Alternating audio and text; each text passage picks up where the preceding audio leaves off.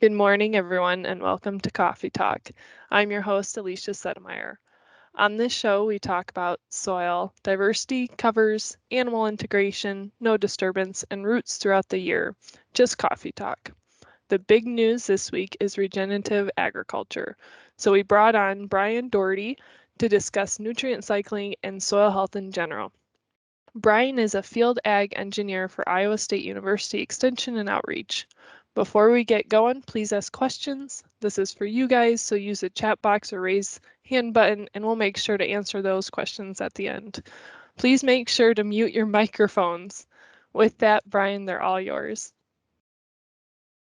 All right, so I probably should explain my title here a bit before we jump into it. So what the heck is this fertillicide word? So I was writing an article a couple months ago, and I was talking about fertilizer and tillage and pesticides. And the article was getting way too long, so I was like, I got to find a way to kind of shorten this up. So I played around with the words a little bit and just combined them and basically came up with this fertillicide word. And essentially, it's kind of the opposite of biodiversity. So the idea here is we're going to use biology to replace some of our fertilizers, and we're going to use diversity to hopefully replace some of the sides. So we'll get into it here. So what I kind of want to talk about today, I do want to get into the nutrient cycling side of things, but just some background on regenerative agriculture. Some of you have probably heard me present before, so you're probably going to see a few repeat slides here, but how do we transition to a more regenerative system? And then I want to get into the meat of how do we manage nutrients in that system. So there's a lot of different ways to go about this. A little bit on kind of the more big picture stuff on, global nutrient cycles. Then what can we do to help farmers transition to this new way of farming? So what is regenerative agriculture? I kind of think of it as, conventional is more of a focus on how do we improve yield, how do we improve labor efficiency, whereas regenerative is more focused on the soil. How do you improve that? How do you improve the overall system and make it work more efficiently from a biological perspective? And so the theory is great. We should be able to use biology to do all of these things for us, relatively for free versus the farmer having to pay for these things. But it's a great theory, but how do we actually make this work in the real world is the question. And so I think of regenerative agriculture, it's more of a mindset. It's not even necessarily a set of principles or practices. Everybody has their own definition, but really what sets it apart is just a different way of looking at the world. And so it's kind of this idea that, we can't control nature or separate ourselves. We're not going to out-engineer solutions that Mother Nature has come up with. And really, there's a focus on addressing underlying problems and underlying causes and using biology to do that rather than treating symptoms. And then, the environmental consequences are viewed as more of a choice of how you farm, not necessarily inevitability. It's something we just have to deal with. And then you get your diversity, and healthy soil is basically what builds your resilience in the system, rather than relying on crop insurance and things like that to keep the farm resilient in the long run. And so it kind of ties into this first point and not trying to separate ourselves from nature. It's basically we have an opportunity. I used to say we have a responsibility. I'm trying to change to more positive framing here. We have an opportunity to farm in harmony with nature for the sake of future life. So what's wrong with regenerative agriculture? That sounds like all rainbows and unicorns. Why isn't everybody doing this? So basically, there's three common critiques to this concept. We don't have enough land, it takes too much labor, and it's too expensive. And I don't have time to get into all this today. I've got a blog post on it if anybody's interested. But to me, none of these really hold water. I don't necessarily think any of these are a limitation. A lot of the pushback from my perspective, it's really just more of a, change is difficult. A lot of people don't want to do it, understandably.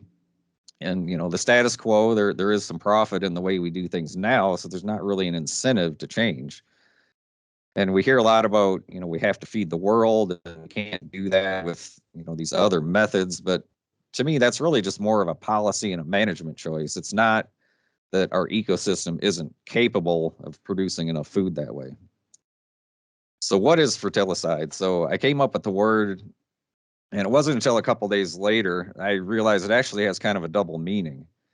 So, it's kind of sounds like suicide in a way. And essentially with some of our, practices that we've used historically, that's sort of what we're doing. So I came up with this definition: excessive use of fertilizers, tillage, and pesticides. And it's not that we can't use them, it's the excessive use of them that gets us in trouble. As a means to try to control nature in pursuit of food and wealth.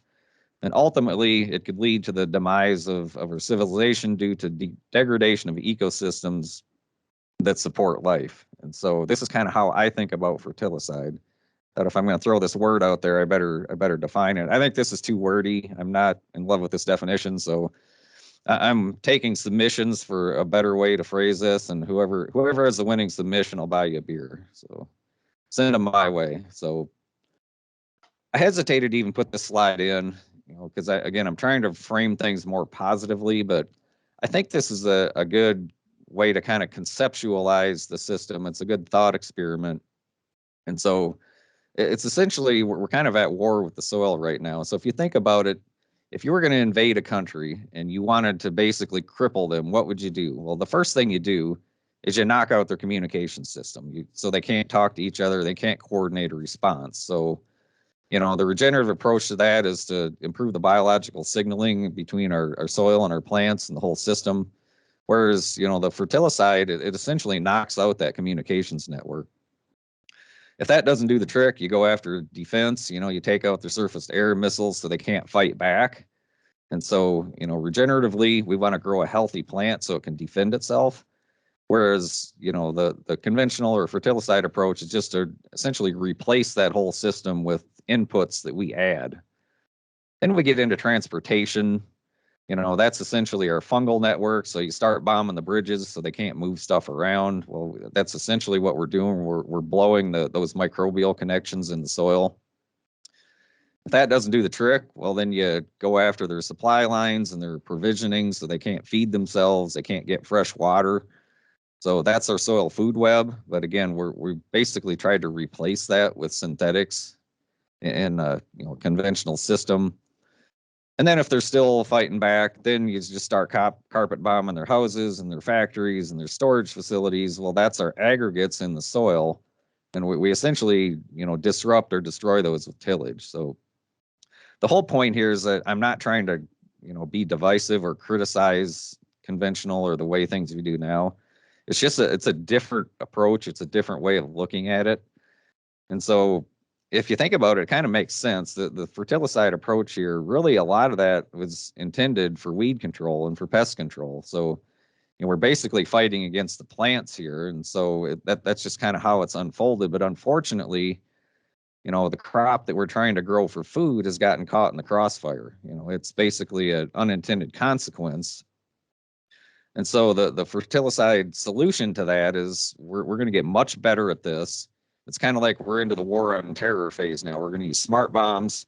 We're going to be much more precise and surgical with our attacks so we don't, have this collateral damage with the crops that we're trying to grow. Whereas the regenerative thought is, look, we're never going to win this war, so we just need to call a ceasefire and basically rip the Band-Aid off and figure out how to make this new system work. So it's just a different way of looking at the world. There's no right or wrong here. It's just kind of a different idea of how we should tackle these problems that we're seeing with herbicide-resistant weeds and things like that. So if you're of a certain age like me, I'm sure you remember the old commercials, this is your brain on drugs. So this is my soil comparison. So this is our soil. We got a rager going on in a biologically active soil. Everybody's having a great time, lots of food, lots of booze. We got a lot of reproduction going on there. But then we come in with fertillicide, and it's like the cops coming and busting up the party, and they find the dead guy in the pool, and it's like he's that poor bacteria floating around there in a pool of fertilizer. So basically, this is kind of the old model of how we thought about soil function. We recognize the chemical, physical, biological, but we didn't really give much thought to the biology side of it. The focus there was more on, just getting rid of it, essentially, with the focus was on pests and diseases, and we're going to target those and take them out, essentially. So we've moved on to more of a current model of soil function where we recognize that the biology is important. The chemical, physical, biological have to work together as a system in order to make this work. But to me, this still kind of misses the bigger picture. This is how we should think about a healthy functioning soil. So the biology really dominates the system. So the biology determines a lot of the chemical reactions that happen in the soil. It determines, the physical structure of the soil. The biology is what builds our aggregates, and our aggregates are the foundation of soil health. They're the building blocks of soil health, and it's the biology that does that. And carbon is basically, people call it the currency of the soil. That's what makes the whole system work. And so this is kind of a different way of looking at the soil system. So then how do we transition, from what we've been doing historically into this new regenerative system? So a lot of you may have been up at the meeting in Kelmer last week and saw Jay Fuhr. I promise I didn't steal this slide from him. I actually had this done a couple months ago, but basically same idea. We're trying to impose this linear growth on nature is essentially a circular system. It recycles everything. And so we need to figure out, how we, wrap that line around the circle and use biodiversity rather than the fertilicide approach to make the system work better.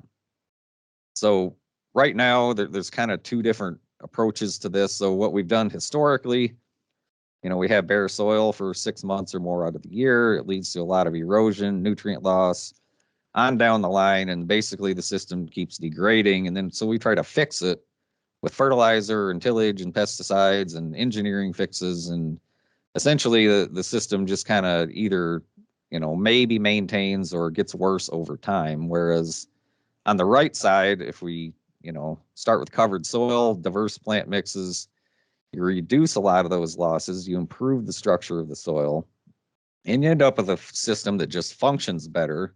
And so you have to spend less money, fixing the problem. And so the one on the left, I call that the death cycle in a conventional system. And, the right side's more of a life cycle. It's how do we improve that system? How do we regenerate it? And so my kind of thing that I like to put out in our challenge is that these nutrient and water cycles are basically broken on pretty much a global scale now. And again, it's our opportunity to step in and try to fix these. So how do we manage regeneratively? Basically, I've got 3 steps here. Follow the soil health principles, address those factors that limit productivity, and then try to maximize photosynthesis. And there's no particular order here. They're all important, and they're all very intricately tied together.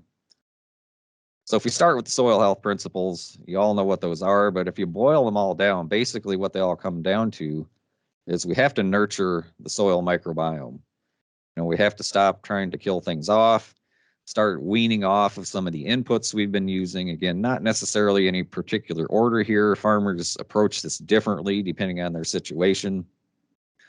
But try to get rid of the fungicide sprays. They're really not, again, they're blowing that bridge with our fungi in the soil. Seed treatments are another one. There's a lot of potential to get rid of those, use biological alternatives. Start cutting out herbicides, at least reduce rates a little bit. And same thing on the synthetic side, try to reduce those rates. And there's strategies that you can use to do that, which I'll get into. Second thing, address those productivity limiting factors, but we have to do that with biology. And, they may be different on every farm. I would argue that most farms, the number one limiting factor is air. We just have terrible air exchange in the soil. We don't have good aggregation.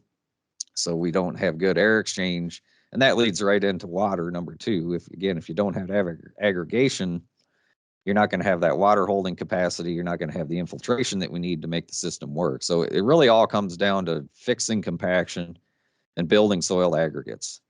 Number 3 is often decomposition. Basically, residues not breaking down and our nutrients aren't cycling naturally. And then number 4, you get into nutrients. Maybe there's some deficiencies, some imbalances. We tend to try to jump right to number 4, and we're going to fix this just by putting on more nutrients, more nitrogen, whatever. But that's more of a short-term Band-Aid. It doesn't really address those underlying causes. And then photosynthesis. There's so much potential here to, improve our sunlight capture and maximize photosynthesis. Because at the end of the day, that's what's pumping carbon into our soil and making the whole system work. So we need continuous, diverse plant growth to do this. Probably the number one limiting factor on photosynthesis is CO2. So if you can have a more biologically active soil with more CO2 respiration off the surface, you can significantly increase the CO2 in the plant canopy, much higher than what it is in the atmosphere. Second would be water. Again, we got to build aggregates to get that water storage and water exchange. And if you look at the CO2, the basic photosynthesis equation there in the bottom, it's CO2 and water. Number three, energy capture. Again, there's a lot we can do with, beyond just growing a cover crop. You can do multi-cropping, relay cropping, 60-inch corn, interseeded covers. There's all kinds of things we can do to capture more sunlight more efficiently. And then number four, I would go to nutrients, but again, not necessarily NPK. That little arrow there in the photosynthesis equation represents a whole bunch of complicated stuff that happens inside the plant as it's photosynthesizing. And a lot of those processes rely on micronutrients that we may have deficiencies, things like manganese, that's essential for an enzyme that basically catalyzes that reaction. So those are the kind of things we really need to be paying attention to if we want to maximize photosynthesis. So how do we manage nutrients in a regenerative system? So number one thing we need to do is jumpstart the biology. A lot of our soils are just sleepy. The biology is not working for us the way it needs to. So kind of the cardinal rule here of biological farming, and before I get into this deeper, I should just back up and say that these are not ISU fertility recommendations. I'm presenting more of a biological alternative for how you would manage nutrients. So don't tell people ISU told me to stop putting fertilizer on and get me fired. That's not the outcome that we're looking for here. So always apply a carbon source with every product. That's kind of the cardinal rule of biological nutrient management. We're mostly talking about fulvic acid here for any foliars, and then humic acid or dry humate powders for anything that goes on the soil. So all your fertilizer products, your herbicides should all have a fulvic acid mixed with them. Just kind of buffer that, help the plant, basically improves the efficiency of those things that we're adding. And then you can cut nitrogen herbicide rates accordingly. Nicole Masters, I'm sure a lot of you have heard of her. She's kind of a soil health consultant all over the world, and she's had luck in multiple countries, basically year one, cutting out about 30% of nitrogen by adding in these other products, and the same thing on the herbicide side. Then we need to replace those, side seed treatments with biologicals. You can certainly do the bugs in a jug approach. There's some decent products on the market now, and that can be a good strategy if you're starting out. Not these things, you can make them yourself if you know what you're doing, and you can make good quality compost. You can make extracts, spray that on your seed. You can brew up your own trichoderma. There's a lot of things you can do, but that takes skill and knowledge and management to do that. So starting out, if somebody's just getting into this and they want to try planting naked seed, I would probably just recommend, just a off-the-shelf type product initially. They can be useful during the transition. Compost extracts, worm extracts, I kind of talked about that. Worm extracts are one of the most awesome things you can add to your soil. I'll just leave it at that. You can do foliars, or you can do soil applied with those. And then there's a lot of things you can do with growth promotants just to experiment, things like kelp and fish. They have all kinds of plant growth promoting hormones and things that will help catalyze enzyme reactions and things like that. Salicylic acid, super cheap. It's critical for both plant growth and plant defense. Milk has a bunch of good stuff in it. Use raw milk, you can spray it out. Again, worm extracts, you can do the bugs in a jug route.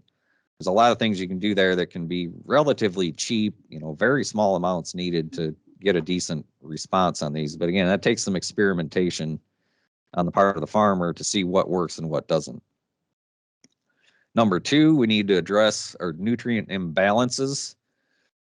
And so get a baseline soil test, but then I don't really utilize those for much. So this probably sounds dumb, like why would you get a soil test and then not use it? But the baseline, standard soil test is very useful for getting your organic matter levels, figuring out what your base saturation is. But I personally wouldn't necessarily use them for fertility recommendations, those available numbers. And this is where you get into a huge debate that I'll kind of get into here about how we should soil test. They're using strong acids to basically extract things out of the soil, and it doesn't really reflect what's happening in the field. And so I wouldn't put too much stock into those available numbers on the standard soil test. To me, a better approach, tissue testing's been around for decades, but there's a new technique called plant sap analysis. There's only a handful of labs in the whole world that do this, but I really think this is where the industry is going to go. Basically, instead of doing a tissue test, you're squeezing the juice out of the plant, the stuff out of the xylem and the phloem, you're analyzing that because it's I'll kind of get into it here, but it's a little bit quicker way to detect some of these deficiencies and imbalances and target your interventions using that. Focus on balancing all of the nutrients, not just the NPK we've traditionally looked at. And again, use those targeted foliar applications to correct imbalances in the plant, because it's just a lot cheaper to do that and a lot more efficient rather than trying to put stuff on the soil and fix your soil and hope that that finds its way into the plant. There are things you can do to balance the soil, but that can get really expensive. It takes a while to do it. So focus more on the plant health side and worry about the soil over time as you can afford to do that. And again, it's often our micronutrients, that are lacking in the system: zinc, boron, manganese, things like that. A lot of systems, there's a ton of calcium in the soil in certain places, but the plants aren't necessarily accessing it. And then just keep an eye on your ratios. Again, this is where, some soil testing can be handy. It's if you throw these things completely out of whack with your fertilization program, that can make it harder to increase your organic matter levels, essentially, if fertilization throws those things off. And these are just ballpark numbers, but if you look at your organic matter, that's roughly what the ratio is in organic matter. And then number 3, we need to use the biology to mineralize those nutrients from the soil. And some people will call this soil mining. There's a whole debate on that. Should we dig it out of a hole somewhere and ship it in and apply it, or should we just do it in the field? So I encourage people to run, there's a new test called a total nutrient digestion test that several labs are starting to offer. It's essentially like a mining assay for your soil. It's a measurement of the total amount of stuff that's there. It's kind of like what's in your bank account versus what's on the available test. The idea here isn't to just completely abandon nutrients. If you're in a conventional management and you just start pulling stuff out, you're going to have a complete train wreck. You have to be able to replace those inputs with their biological alternative. Consider the Haney test, some other biological tests. I'm going to get into those here. And then we really need to monitor. We need to be setting up transects and monitoring the same location over time.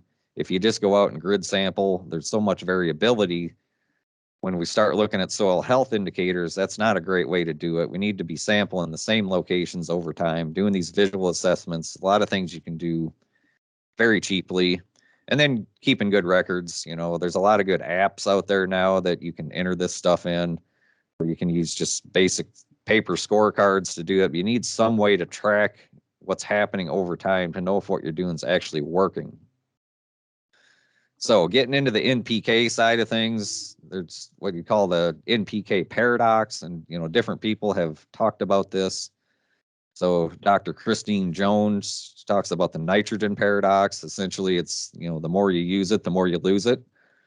She says the formation of rhizose sheaths and water-stable aggregates is inhibited by the use of high-analysis inorganic N-fertilizers. Essentially, it's inhibiting our ability to build aggregates. Same thing with the phosphorus paradox.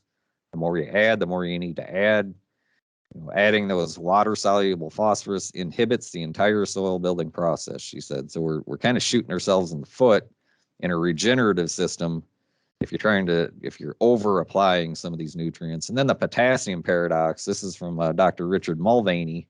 The more you add, the more you need to add. Potash, I'm going to get into this later, but there's some issues with that, and it essentially ends up making potassium less available because it messes with the clay layers in your soil. So yeah, we get into nitrogen. We essentially want to try to utilize what we have in the system already. So there's this huge pool of organic nitrogen in our soils, 5 to 10,000 pounds an acre, maybe higher. And so we come into the system and we add a couple hundred pounds of nitrogen from synthetics or manure. We have a cash crop, say 200 bushel corn. It might take up 200 pounds of nitrogen. It's going to put back about 80 in the residue unless you remove that or you chop it off for silage. So basically, you've removed about 120 pounds from the system. You put on 200. So the question is, where did that other 80 pounds go? Well, either you lost it or it's become part of your organic nitrogen pool. And so the way I like to think about adding nitrogen, it's kind of like peeing in a swimming pool. So it gives you that nice warm feeling, but it doesn't add much to the pool, and the public would be happier if we would just quit doing this. So this is kind of a different way of thinking about nitrogen. So then we come in here with a cover crop, let's just say cereal rye. It's going to take up maybe 60 pounds of nitrogen. It can't really put back any more than it takes up. So it doesn't do a lot to change the overall nitrogen dynamics of the system.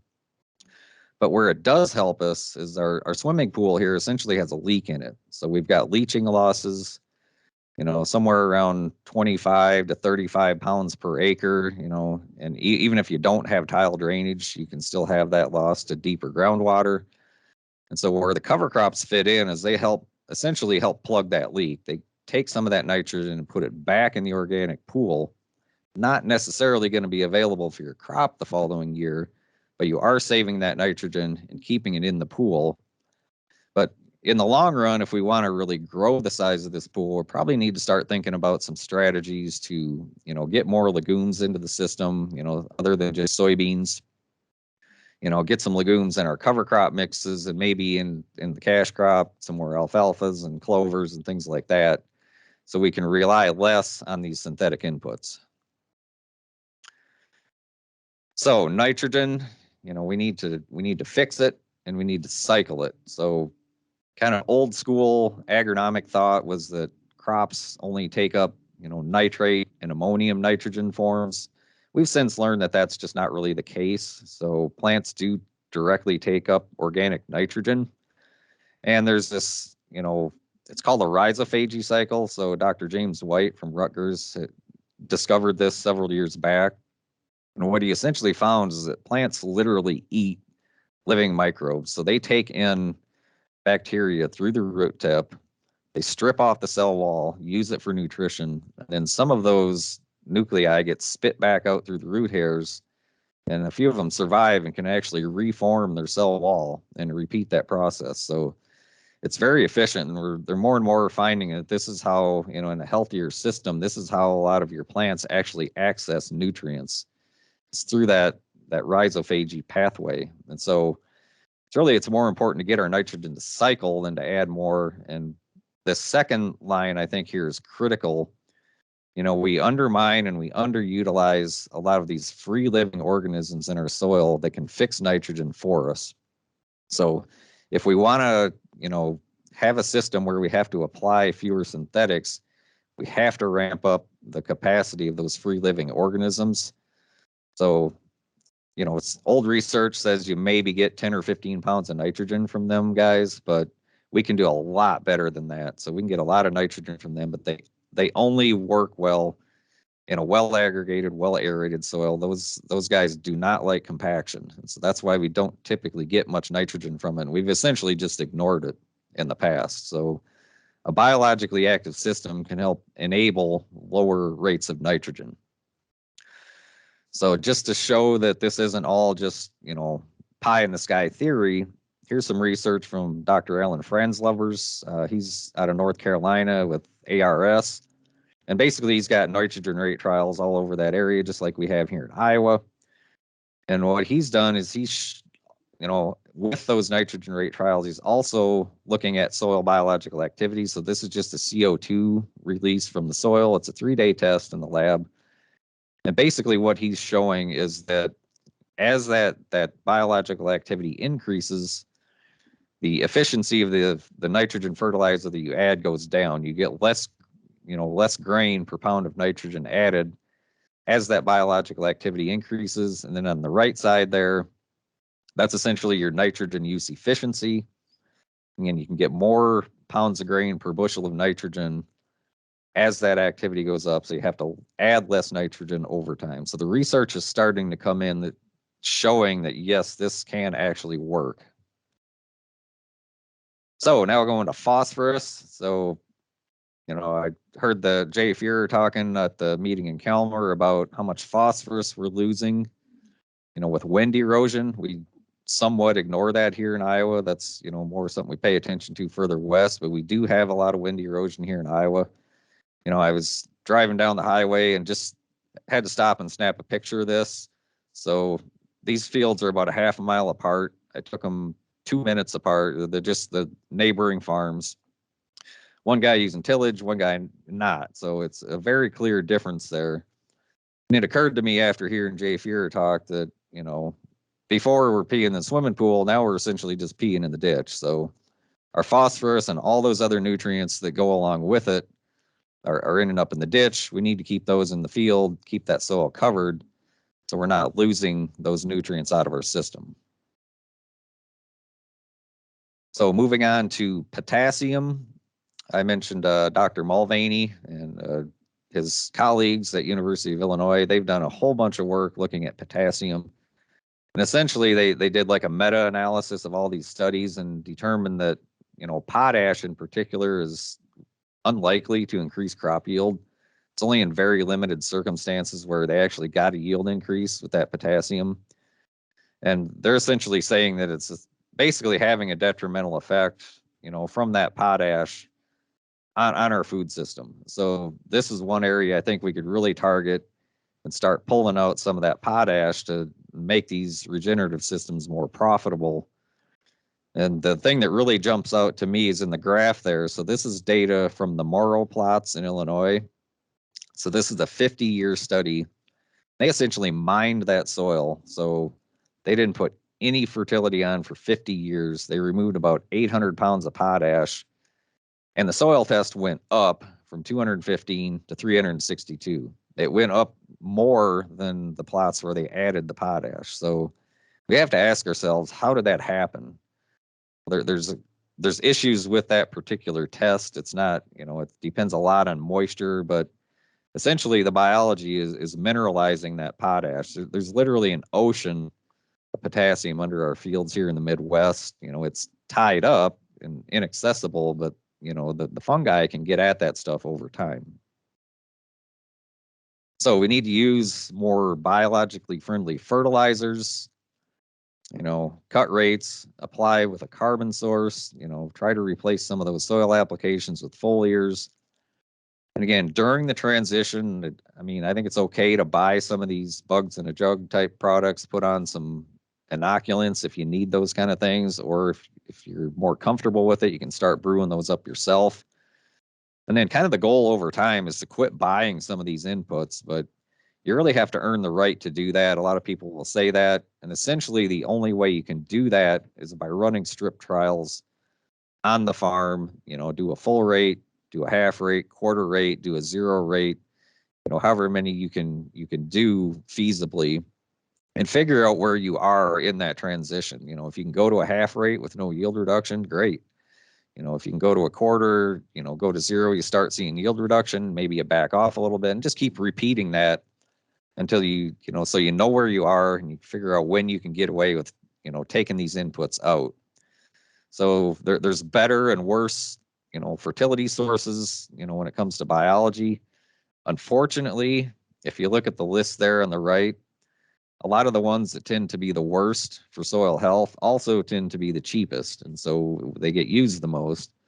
Things like anhydrous, DAP, I talked about potash in the bottom. So those are the commonly used fertilizers, but they're the ones that tend to have more of an impact on soil health. So here's that total nutrient digestion test I talked about. And essentially, again, this is just like what's in your bank account. Just for an example here, it's about 50 years worth of potash and phosphorus, potassium and phosphorus in the top 6 inches. And this is just an average soil test, nothing, great about it.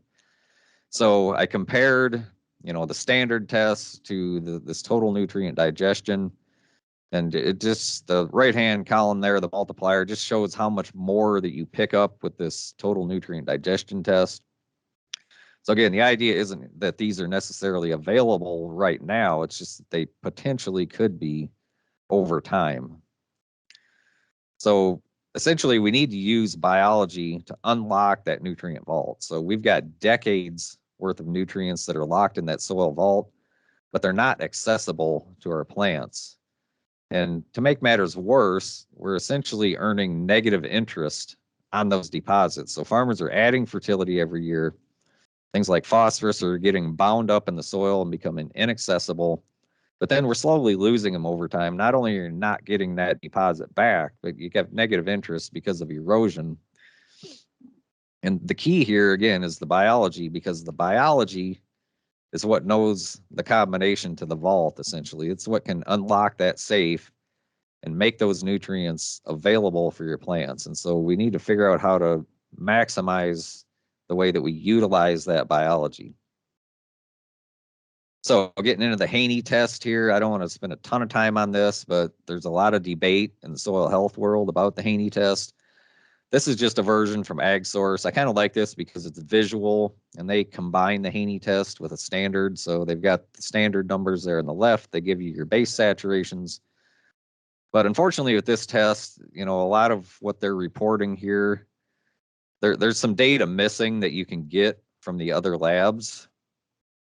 So here's a Haney test from Ward Labs, same cost, just basically a page full of numbers, but there's some useful information in here that I think you can get. So starting out on the left-hand side there, just your total, they make basically a prediction for what's going to be available for your next crop.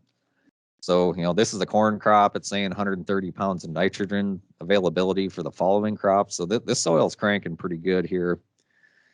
And then what most farmers are using this for is just to make a nitrogen recommendation. So how much nitrogen do you have to put on?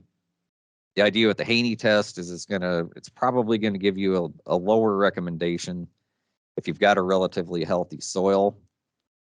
The soil respiration is an important measurement, but we have to be a little bit careful on this. So this is just CO2 release. A really high number can make it look like you have a high soil health score, but it's important to know where the microbes are getting that CO2 from. If they're just eating your residue and eating through your organic matter, that's not necessarily a good thing. So, the system needs to be in balance or increasing organic matter. And in that case, then a high soil respiration score is good. The other thing they report is this microbially active carbon number. So they say you want that between 20 and 80%. Essentially, if it's below 20, you got plenty of carbon there, but your soil is not very active. It's not using it. Whereas if you're over 80, then basically it tells you the microbes are eating your house. You need more carbon in the system. And they get at that number by looking at the total organic carbon and basically kind of doing a calculation for how much of that from that water extract it's actually being respired. The other numbers, that organic carbon to nitrogen ratio, it's good to monitor that. So between 8 and 15 to 1 is what they recommend there. So if you're below 8 to 1, again, you've got too much nitrogen in the system. If you're above 15, you've got too much carbon. Basically, it tells you that things are out of balance. So there's also this H3A extract that's essentially intended to kind of simulate root exudates. And there's a whole debate in the soil health world now about this particular extract. The interesting thing is Ward Labs just announced a few days ago they're actually going to stop using it, because what they're saying is at a pH above 7, it's not very accurate. It's not, because plant exudation is an active process. It happens over time. Plants can change the pH in the rhizosphere, but this test in the lab can't simulate that. So it's just not working the way it should. So they're basically walking away from it.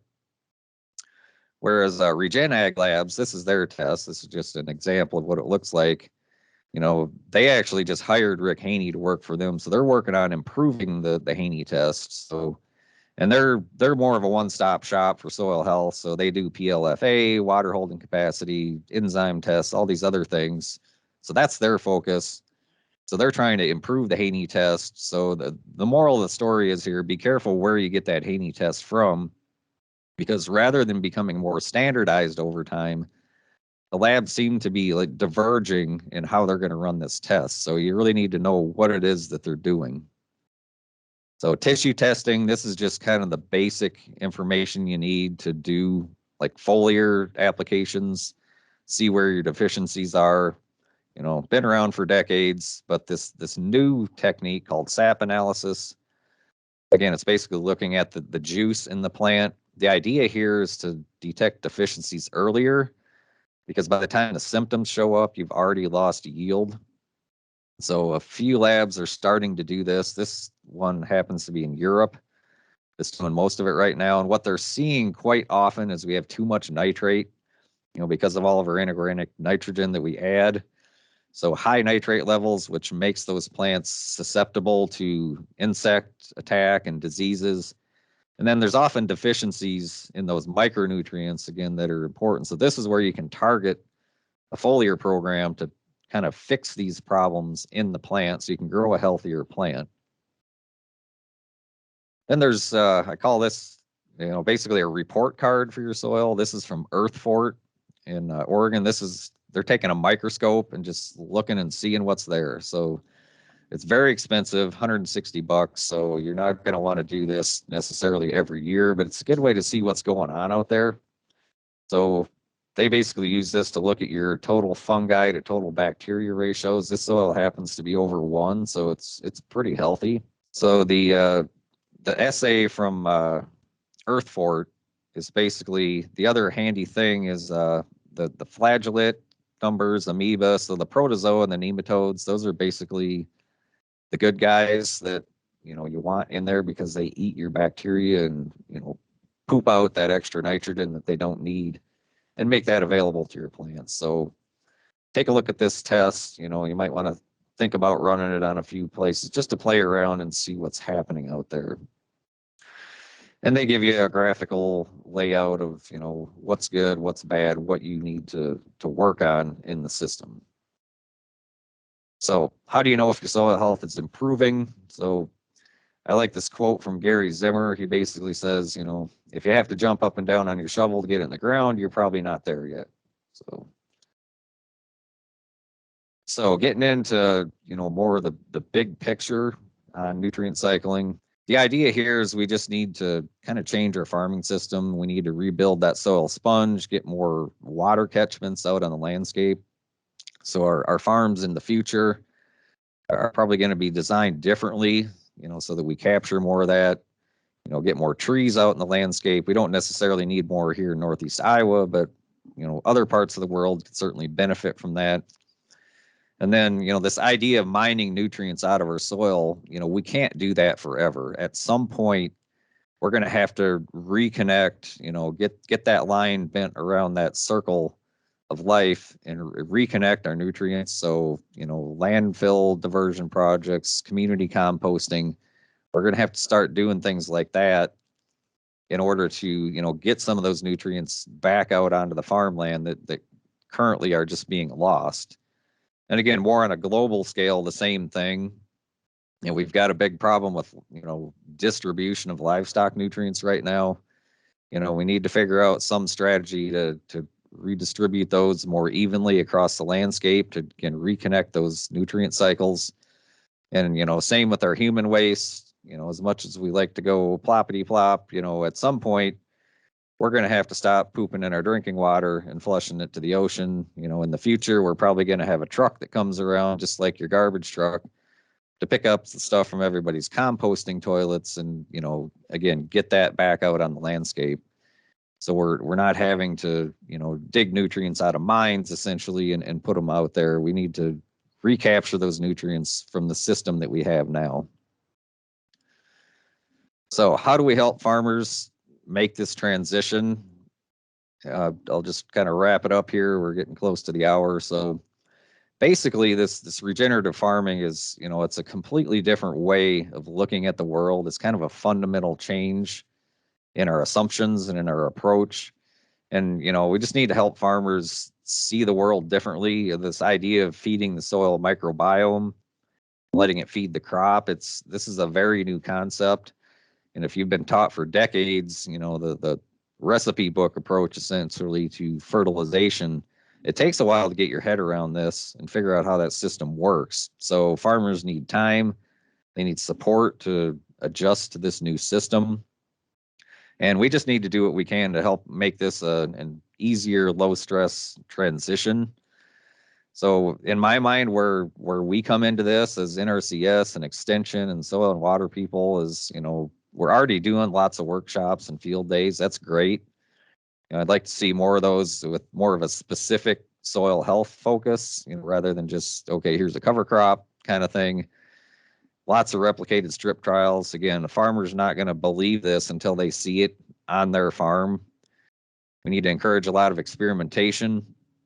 And then one idea I had was, kind of a book giveaway. And it's funny, I was at a meeting at Iowa Soybean yesterday, and there was a farmer there, and he actually just brought 2 boxes full of books with him and just gave them away. It's that new book about Iowa soils. I can't think of the author's name, but he just bought them with his own money, and he was just giving them away to people. I thought that was awesome.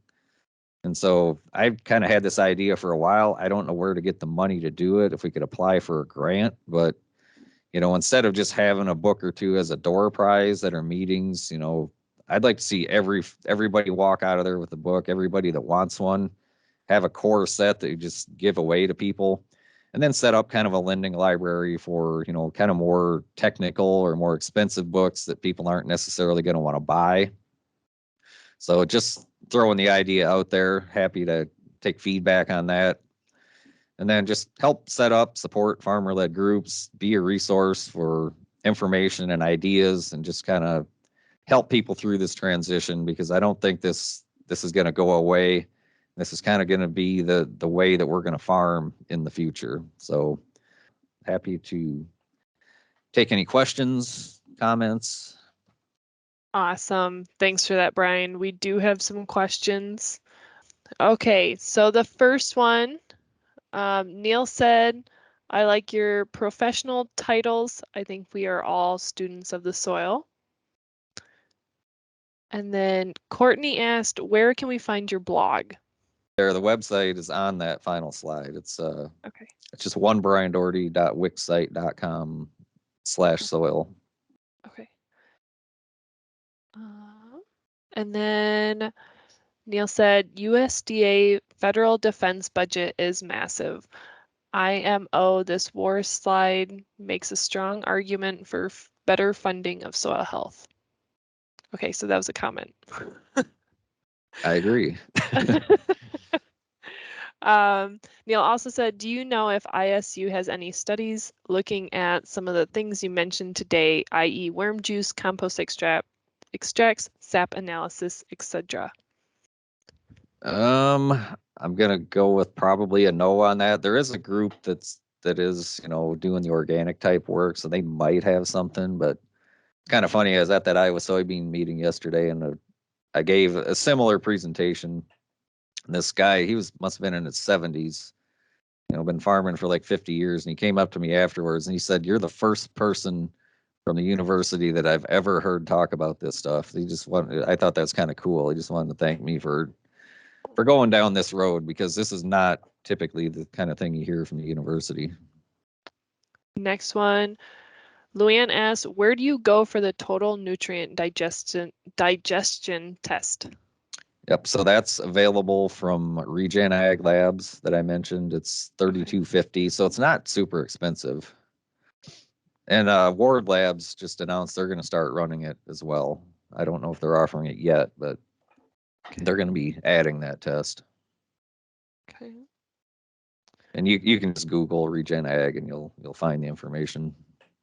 Okay. Chris asked, how far away is a full support from ISU towards regenerative ag?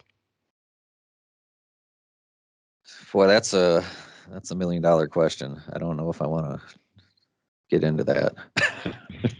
I don't know. I guess is my best answer.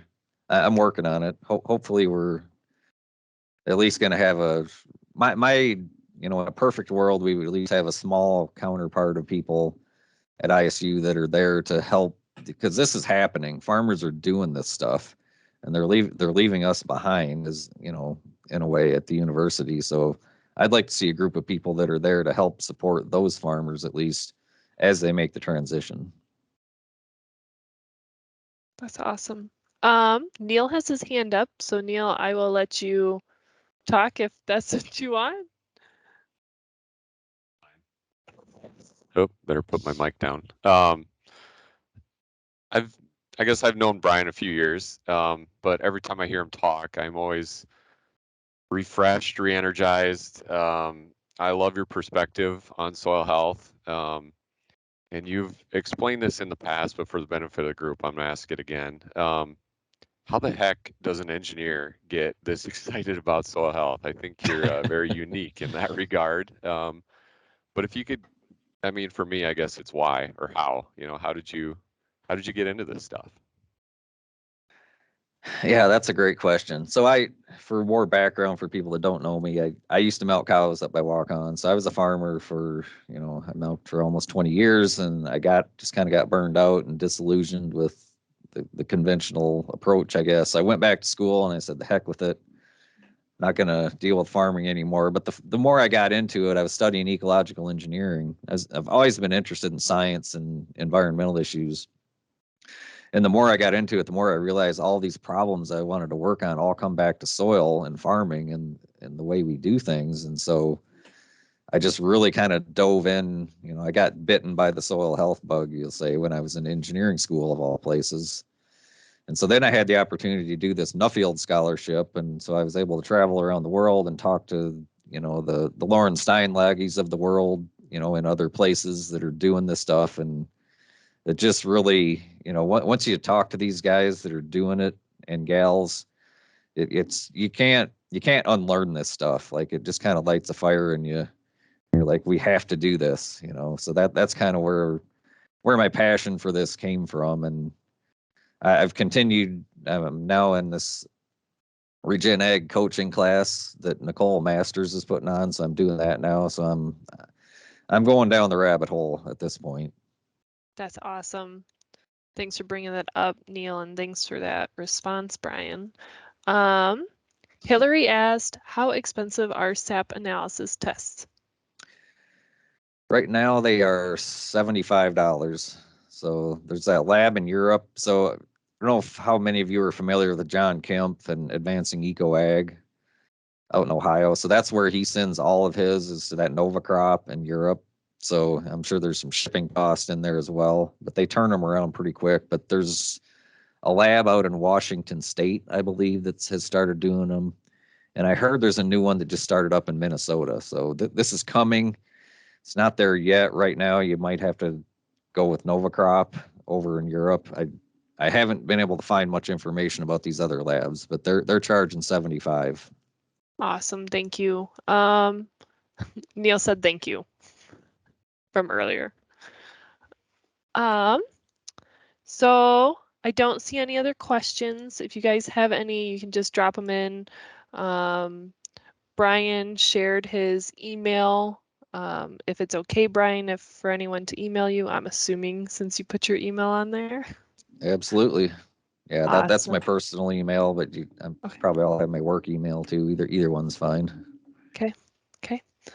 Well, I don't see any other questions or comments popping up. Thank you so much for agreeing to do this and presenting. Definitely interested in what you're working on.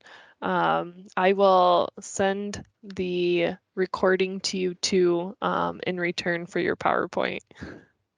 Awesome. And thank you for inviting me. And I really appreciate the opportunity to talk to you guys. I think we're all kind of in the same world here, where we're in more of the support role for farmers. So I'm happy to hear feedback or suggestions that any of you have as well.